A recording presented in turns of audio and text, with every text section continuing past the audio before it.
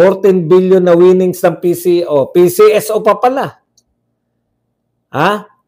Walang mga tunay na pangalan kung sino mga tumanggap. May sinabi ba man lang kayo? Unliquidated budget ng DOJ ni De Lima.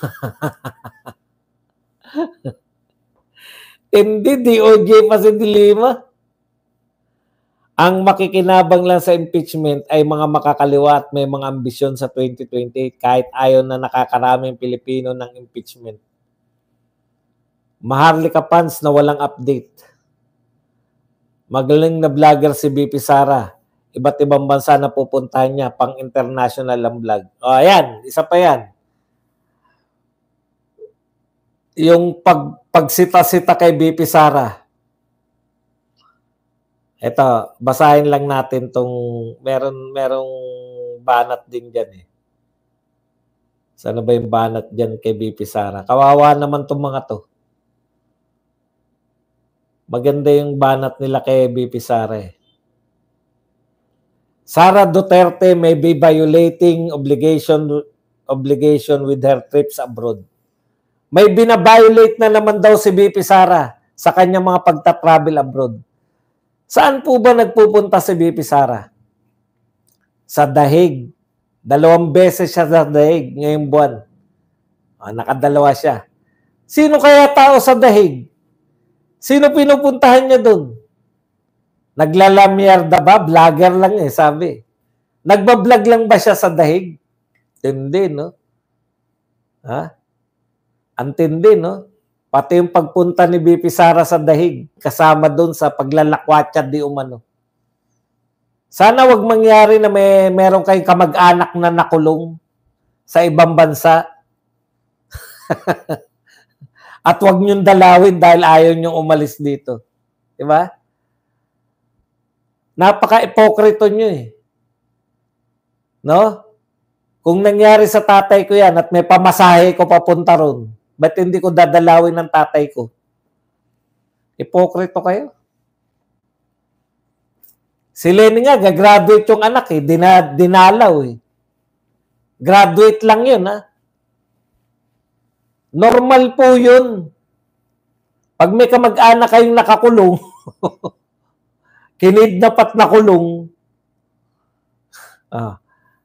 sa Australia, ano po ba yung pupuntahan ni BP Sara doon? Inimbitahan siya roon para magsalita sa Bring Him Home Now. May kinalaman pa rin sa tatay niya.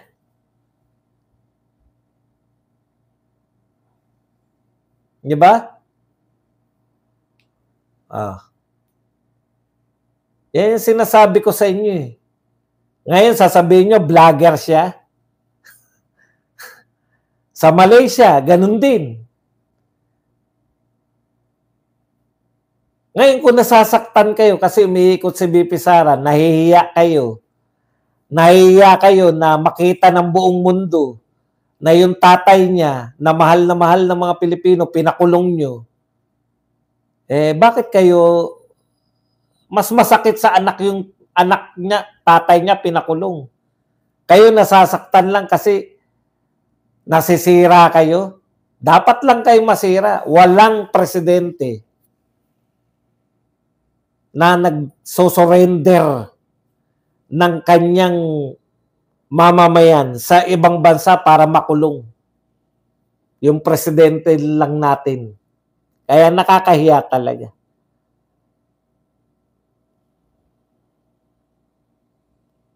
Si speaker nga, naglaro lang yung anak, pinuntahan din. Kita niyo? Hindi boss, sana wala silang kamag-anak o kapamilya na magkasakit sa ibang bansa. Magpagamot. Bawal pala yun. Ang alam ko nga, tanging yung unofficial ni BP Sara before makulong si Tatay Digong, yung pinagamot niya yung nanay niya sa Germany. Tapos inintriga pa na, ano yung sabi? Nanood lang daw ng concert ni Taylor Swift. Wala naman na ipakitang picture man lang. Di ba? Sanay mga sa chismis eh. Sanay sa chismis. Christian Esguerra ay may simpatya sa makakaliwa. Ano bang issue ni Esguerra? Bakit may panalangin boss si Christian Esguerra, sana daw bagalan ni Martires pagdedesisyon kasi magre-retire na sa July 27. Mas maganda ipaubaya na daw sa susunod na ombudsman. Madaling magpapasya kung wala namang ebidensya. I-dismiss niya yung kaso. Pag na-dismiss yung kaso, pornada na yung impeachment niyo. Di ba? Pornada na yan. Tunay na korte yan eh. Galit na galit ang mga leftist kay PRRD gawa ng NTF-ELCAC, hindi titigil ang mga yan. Sir Baz, tama ka, makakaliwa makikinabang dyan. Hindi po, isa po sa inyo yung nagsabi nun, hindi po sa akin yun. Huwag nyo pong i-take sa akin yung credit na nakaisip. Sa inyo po galing yung makakaliwa ang makikinabang. Ako po, wala po makikinabang dyan dahil talo sila. Hindi po maunawaan ng mga iba, no? Kasi nagsasabi, oh, Badong, kala ko ba panalo na kayo sa impeachment? Ang ibig ko po sabihin, no? Bakit may impeachment pa rin daw? Kala ko ba panalo na kayo? Ito po, malinaw yung gusto kong sabihin, no? May numero na kami sa impeachment. Matuloy man yan, hindi matuloy, panalo na kami. Hindi natuloy, di ba? Ibig sabihin, hindi na matatanggal si BP Sara. Matuloy man yan, panalo pa rin kami kasi may numero na kami. So yung mahirap pong mga umintindi, intindihin nyo. Yung mga sinasabi ni Badong, matuloy o hindi ang impeachment, panalo kami. Yun po ang ibig ko sabihin. Okay? Okay. Sir Baz, tama ka. Christian Esguerra, may panalangin boss. Yan pala yun. Okay, sana ang panalangin namin, magdesisyon ka na agad. Maraming natulungan si Sara sa mga Pilipino, pang-international pa. Hindi boss, sana wala silang kamag-anak o kapamilya na magkasakit. Ano kaya nakuha ni BBM sa Japan? Okay, yun ang ipagmalaki mo, Auntie Claire. Pahinga. Yun ang ano, lahat, walang pinapatawad yan eh. Christian Esguerra, may simpatya. Hi, boss. Si speaker nga, naglaro. Yan. Parang natapos ko na ito mga ito. Sir Baz, si Lenny yung anak na lumipat ng dormitory sa New York, pinuntahan niya, pero mga dilaw pinagtatanggol pa. Kasi normal po yun eh. Di ba? Kung may pamasahe ka rin lang, kaya yung tatay mo nakulong, tingin nyo naglalakwat siya, mga ungas talaga. Baz, walang mga hiya, mga demonyo. Good morning, Boss Baz. Nandun si BP Sara sa Australia para sa bringing home at interview sa kanya doon. Maraming, tama yun. Kasi yung interview na Australiano kay BBM, palpak eh. Pinagsabihan siya, bakit po kayo tumatawa? Makikita ng mga Australia. Ano po yan eh, real talk po. Magagambala sila dyan. Boss, padating na ang B-2 bomber ng Amerika, sumali na sa war ng Iran-Israel, paktay tayo dyan. Hindi lang, alam nyo po, yan yung sinasabi ko no? Masyado kayong concerned sa pagbabiyahe ni BP Sara. Yung mga kababayan natin sa Middle East ang atupagin nyo. Ang grabe na po ang pinsala, mga building nakikita natin eh. Mismo nag-speech si Netanyahu, biglang pinasabugan ng bomba. Utak NPA may gusto sa impeachment. Good day, Sir Buds. Seryoso, Boss Buds? Di ko talaga maintindihan ang Maharlika funds hanggang ngayon. Alam niyo po, ganito yan. No? Sa ibang bansa kasi, ang tawag po dyan sa Maharlika Fund ay, anong tawag doon? Sobra-sobra kasi yung pera nila. Di ba? Halimbawa po, nagsimula yan sa pagkakaintindi ko yung mga, anong tawag dyan? Parang, baka kayo alam nyo. Ano yung original na tawag sa Maharlika Fund? Sovereign. Sovereign Fund. Hindi, sovereign funds yan. From the word sovereign. Di ba? Hindi, kung hindi ako nagkakamali, nagsimula yung sovereign fund na yan. Sobra-sobra yung pondo ng mga kaharian dyan sa Middle East. Ang dami nilang pera galing sa napagbentahan ng langis. So, pera yun. Ano mangyayari ron sa pera? Pag tinago mo yung pera, walang silbi yan. Magkakaroon lang po ng silbi ang pera pag ginagastos. Simpleng ano lang po to ha. Ang pera nagkakasilbi lang pag ginagastos. 'Di ba? Marami sa inyo hindi po makaka-relate katulad ko nung una. Kasi mahirap tayo eh. Importante sa atin ang pera eh. Okay. Bibigyan ko kayo na halimbawa. May 1,000,000 ka. Ibaon mo sa lupa yan. May pakinabang ba yan? Walang pakinabang yan. Okay. Kaso wala tayo 1,000,000. Yung iba sa inyo meron. Meron 1,000,000. Okay. Sa madaling salita, ang dami nilang pera, nanginayang sila. Walang silbi. So, nagtayo sila ng mga sovereign fund para ito kumita. Di ba? Nagkaroon ng pondo o nagtayo kami ng parang sovereign fund. Marami tong pondo na to. Pwede naming gamitin ito sa iba't ibang bagay.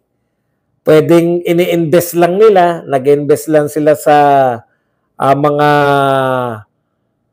nangangailangan ng pera sa ibang bansa, mga mutual fund, mga bond, no?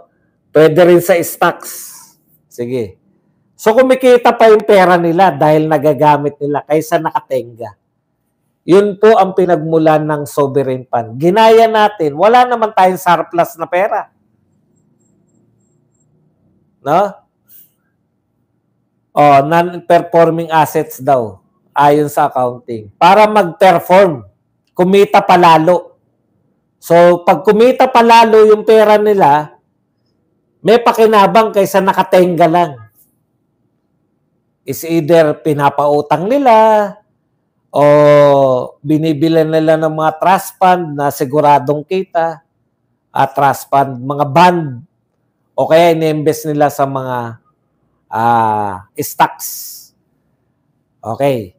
Tayo, gusto natin yun kasi pero wala naman tayong pera, kaya nanguha tayo ng mga pera sa ating mga bangko. Yun yung Maharlika Fund. Ngayon, ang purpose niyan, palaguin yung pera kasi may puhunan ka na eh. Di ba? May pera ka ng puhunan. Ang problema, lumalago ba? Kung hindi mo napapalago, wala rin silbi yung Dapat hindi mo na kinuha sa kanilang pinagmulan kasi kumikita yung pera na yan.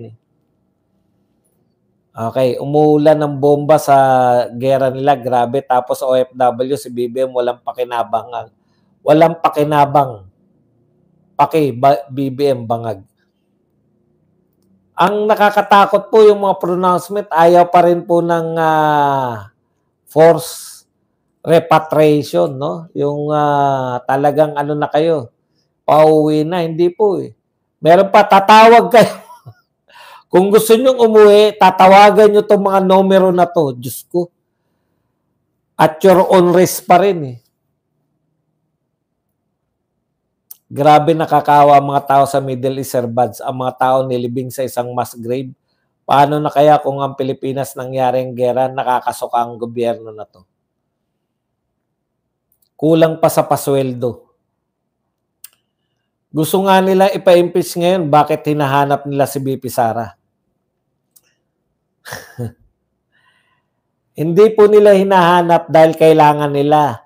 Hinahanap ay sinasabi nila lagi nasa ibang bansa para siraan. Hindi nila alam, babalik sa kanila yun dahil ang presidente nga, tinagurian ng di ba? Ferdinand Magellan.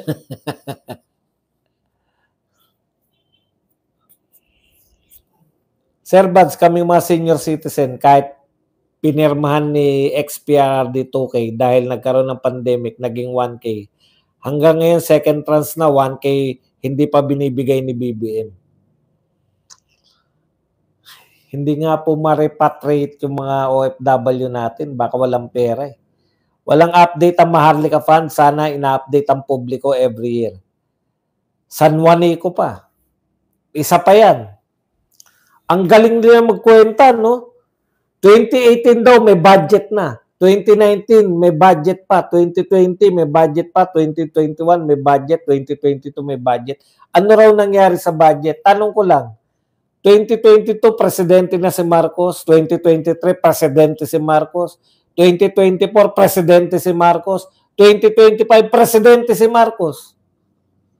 Ang tinatanong nyo yung presidente hanggang 2022. Ngayon nasira. Patawa talaga itong mga to. Walang kasalanan yung presidente ngayon. Dapat kasi ginawa na yan hanggang 2022. Di wala sana sira. Maintenance nga eh. Di ba? Tinatanong ninyo. Ito ang problema sa mga yan eh. Ang tawag po maintenance. No? Ngayon nasira, ang tatanong nyo, anong ginawa sa maintenance noong 2020, 2018 to 2022? Malamang ginamit na maintenance, kaya hindi nasira.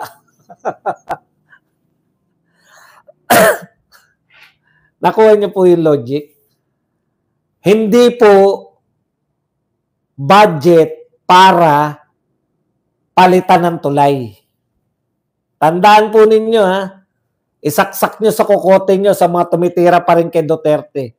2025, mayroon tayong problema sa San Juanico Bridge.